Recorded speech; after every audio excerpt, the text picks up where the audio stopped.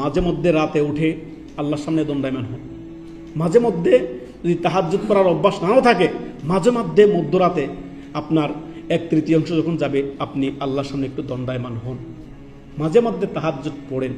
নিজের প্রতি অনুশোচনা, নিজের যে কৃতকর্মের যে আপনার অনুশোচনা দরকার, তওবা দরকার, ইস্তেগফার দরকার, তাজকিয়া নফস দরকার, আত্মার পরিশুদ্ধি দরকার, সেটার জন্য আপনি রাতের বেলা ওঠেন।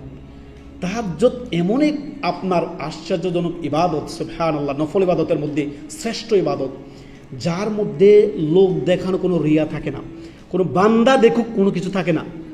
একেবারে এমন রাতে আপনি উঠলেন, স্ত্রী পুত্র সবাই ঘুমিয়ে আছে, আপনি উঠলেন, ওয়াসজুদ ওয়াক্তারিব, আল্লাহর সামনে আপনি কি করলেন?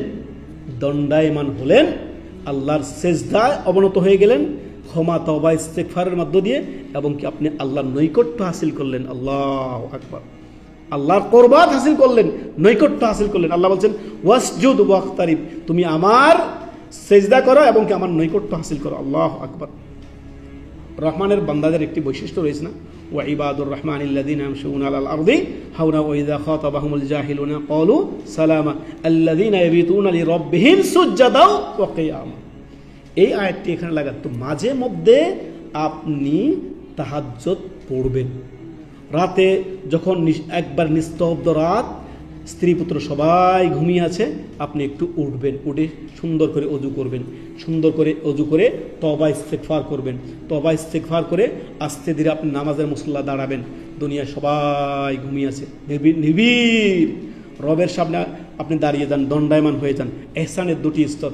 একটি স্তর হচ্ছে আপনি এমনভাবে রবের ইবাদত করেন যেন আপনি আল্লাহকে আপনি দেখছেন। যদি আল্লাহকে আপনি না দেখেন, অবশ্যই রব্বুল ইজ্জত আপনাকে সব সময় দেখছেন। সেই কথা মনে রেখে আপনি কি করেন? ওয়াসজুদ ওয়াক্তারিব, সেজদা করেন, আল্লাহর নৈকট্য হাসিল করেন। আল্লাহু আকবার। সুজদাও ওয়া কিয়ামা, সেজদা করো, কিয়াম করো আল্লাহর সন্তুষ্টির উদ্দেশ্যে। এটি হচ্ছে রহমানের বান্দাদের একটি সিফাত, বৈশিষ্ট্য, গুণাবলী। সুবহানাল্লাহ। মাঝে মধ্যে তাহাজ্জুদ পড়বেন, তাহাজ্জুদের জন্য উঠবেন।